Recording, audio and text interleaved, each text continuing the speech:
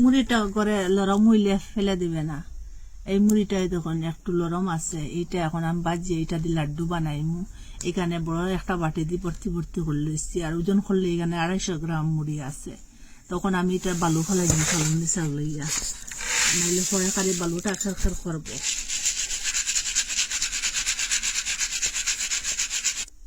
এরকম করে চাউল আইলিছে, দেখুন বালু বাড়িছে, সবটা চাউল আইলিছে এরকম করে। আমি ওই যে নর্মাল গুড়টা লইছি, আপনারা যেটা থাকবো এটা লইবা। গুড়টা ওরকম করে কাটলেন।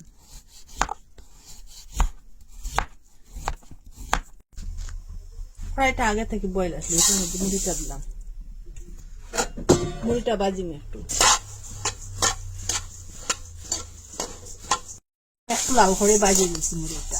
এটা লরম থেকে একটু শক্ত হয়ে গেছে, এখন আমি এটা লামাইলে একটা গামলার মধ্যে ডালিয়ে রাখলাম, এটা ঠান্ডা। কড়াইয়ের মধ্যে একটু ঘি দিয়ে দিলাম 1 চামচের মতো, আর এখানে 250 মুড়ির লাগে 250 গুড় দিয়ে দিলাম, আর বাটি দিয়ে একটু জল দিয়ে দিলাম। এখানে সমস্ত মাছ হলে 2 চামচের মতো জল দিয়ে দিচ্ছি, এটা একটু গলক।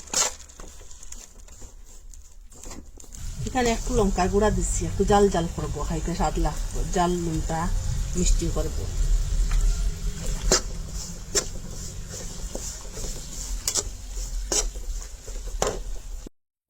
সেই ওরকম ফুটিয়ে উঠার পরে ঘন হওয়ার পরে যখন একটা কালার হয়েছে ফেনার মতো উঠিছে, আর একটু ঘন হয়ে গেছে গিয়া, ও পর্যায়ে ওরকম হয়ে গেলে আমি গ্যাসটা অফ করে দিলাম।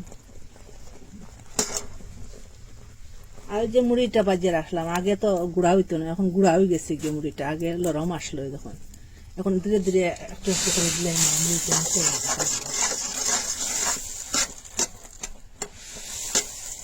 ওরকম খুব ভালোভাবে এটারে মিশাইন গুঁড়োর সাথে মুড়িটারে, আর একটু গরম গরম থাকতে থাকতে এটা লাড্ডু বানাই। এখন বেশ গরম, এটা ধরা যাইতো না হাতে।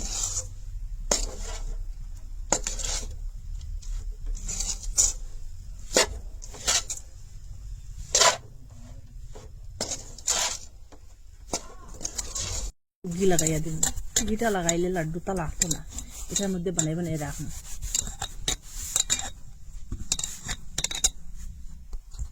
হাতের মধ্যেও লাগাই দিলাম, 2 হাতের মধ্যে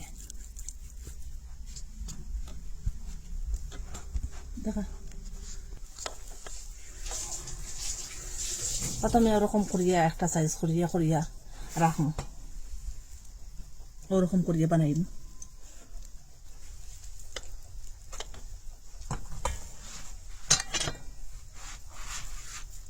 ওরকম লইলাম, একটু জাতা দিলাম হাতের সাহায্যে,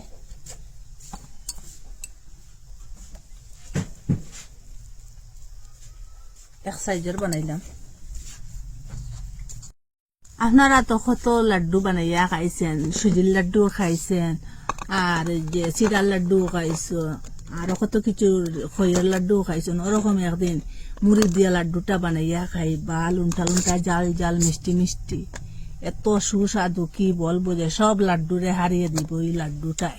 একবার খাইলে বারবার খাইবার ইচ্ছা করবো, বাজার থেকে আর কিনিয়া খাইতে লাগতো না। ওরকম যদি করে লাড্ডুটা বানাইয়া খাওয়া যায়, সন্ধ্যাবেলাও খাইতে পারবা, চা সাথে আর এমনিও খাইতে পারবা, বাচ্চারা দিলে খুব ভালো খাইবা। এত স্বাদ কি বলবো, আপনারা মিস করবা না, একদিন কিন্তু বানাইয়া খাইবা। আর ভালো লাগলে কমেন্টের মধ্যে নিশ্চয় জানাইবা, লাইক কমেন্ট শেয়ার সাবস্ক্রাইব করবা। আর আজকের ভিডিও এখানে শেষ, নতুন একটা ভিডিও লিয়ে ফিরে আসবো বন্ধুরা।